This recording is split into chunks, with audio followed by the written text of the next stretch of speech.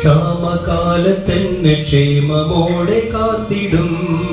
പച്ചപ്പുൽത്തകിടിയിൽ കിടത്തിടുന്നവൻ, വേണ്ടതെല്ലാം നിത്യമേകി പോറ്റിടുന്നവൻ.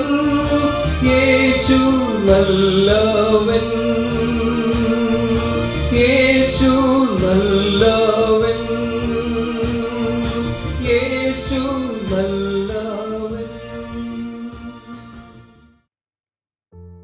ദൈവനാമത്തിന് മഹത്വമുണ്ടാകട്ടെ. ഇന്നത്തെ പ്രഭാത ധ്യാനത്തിനായി വിശുദ്ധ ലൂക്കോസിന്റെ സുവിശേഷം 18-ാം അധ്യായം 18 മുതൽ 30 വരെയുള്ള വാക്യങ്ങൾ. ഇന്നത്തെ ചിന്താവിഷയം സമ്പുഷ്ടമാക്കുന്നതിലെ സമ്പന്നത എന്നുള്ളതാണ്. ഇന്നത്തെ ധ്യാനഭാഗത്ത് ധനവാനായ ഒരുവൻ യേശുവിൻ്റെ അടുക്കൽ വന്ന് നിത്യജീവൻ ലഭിക്കേണ്ടതിന് ഞാൻ എന്ത് ചെയ്യണമെന്ന് ചോദിക്കുന്നു. കൽപ്പനകൾ പാലിക്കുവാൻ യേശു ആവശ്യപ്പെടുന്നു. എന്നാൽ ബാല്യം മുതൽ താൻ കൽപ്പനകളൊക്കെ പാലിക്കുന്നവനാണെന്ന് യുവാവ് മറുപടി നൽകുമ്പോൾ യേശു അവനോട് പറയുന്നു, നിനക്കൊരു കുറവുണ്ട്, നിനക്കുള്ളതെല്ലാം വിറ്റ് ദരിദ്രന്മാർക്ക് കൊടുക്കുക, പിന്നെ വന്ന് എന്നെ അനുഗമിക്കുക. ഇത് കേട്ട യുവാവ് ദുഃഖിതനായി മടങ്ങിപ്പോകുന്നു. കാരണം അവൻ വളരെ സമ്പന്നനായിരുന്നു. സമ്പത്തിനെക്കുറിച്ചുള്ള ചില സന്ദേശങ്ങൾ ഈ ഭാഗം നമുക്ക് വെളിവാക്കുന്നു. സമ്പത്ത് ഒരു അനുഗ്രഹമാകാം, അതോടൊപ്പം ജീവിതത്തിൽ ഒരു തടസ്സവുമാകാം. സമ്പത്ത് ദൈവത്തിൻ്റെ അനുഗ്രഹമാണ്. എന്നാൽ അതിൽ അമിതമായ ആശ്രയം വെച്ചാൽ അത് ദൈവത്തെങ്കിലേക്കുള്ള വഴിയിൽ പ്രതിസന്ധികൾ സൃഷ്ടിക്കും.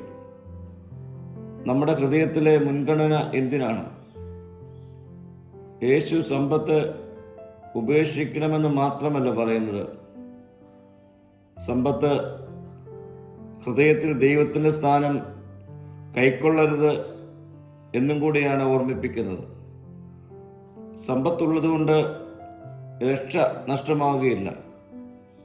പക്ഷേ സമ്പത്തിൽ വിശ്വാസം വെച്ചാൽ ആത്മീയ ജീവിതം ദുർബലമാകാം. അതുകൊണ്ട് ദൈവത്തോടുള്ള സമർപ്പണമാണ് മുഖ്യമെന്ന് ഈ വേദഭാഗം നമ്മെ ഓർമ്മിപ്പിക്കുന്നു. ഇന്നത്തെ ലോകത്തിൽ ധനം, സ്ഥാനം, സമ്പത്ത് എന്നിവയെ വിജയത്തിൻ്റെ അളവുകോലായി കാണുമ്പോൾ യേശു ഈ ഭാഗത്തിലൂടെ നമ്മെ പഠിപ്പിക്കുന്നത് സമ്പത്തിനെയല്ല, തന്നെ തന്നെ അനുഗമിക്കുക എന്നാണ്. പ്രിയരെ, ദൈവത്തിന് നമ്മുടെ ജീവിതത്തിൽ മുൻഗണന നൽകുമ്പോൾ ദൈവം നമുക്ക് ആവശ്യമുള്ളതെല്ലാം നൽകുന്നവനാണ്. ഈ നോമ്പ് നാളുകളിൽ നമ്മുടെ മുൻഗണനകൾ നമുക്കൊന്ന് പരിശോധിക്കാം. സമ്പത്തിനേക്കാൾ സമ്പത്ത് നൽകിയവനെ ജീവിതത്തിൽ ശ്രേഷ്ഠമായി കാണാം. ദൈവത്തെക്കാൾ കൂടുതലായി പ്രാധാന്യം നമ്മുടെ ജീവിതത്തിൽ മറ്റെന്തെങ്കിലും ഉണ്ടെങ്കിൽ അത് തിരിച്ചറിഞ്ഞ് അത് ഉപേക്ഷിക്കുവാൻ ഈ പ്രഭാതത്തിൽ നമുക്ക് തീരുമാനമെടുക്കാം. പ്രാർത്ഥിക്കാം. കർത്താവേ, എൻ്റെ ജീവിതത്തിൽ നിനക്ക് മുൻഗണന നൽകുവാനുള്ള കൃപ ആഴമായി എനിക്ക് നൽകണമേ. മഹത്വം നീ എടുക്കണം. യേശുവിൻ്റെ നാമത്തിൽ തന്നെ. ആമീൻ.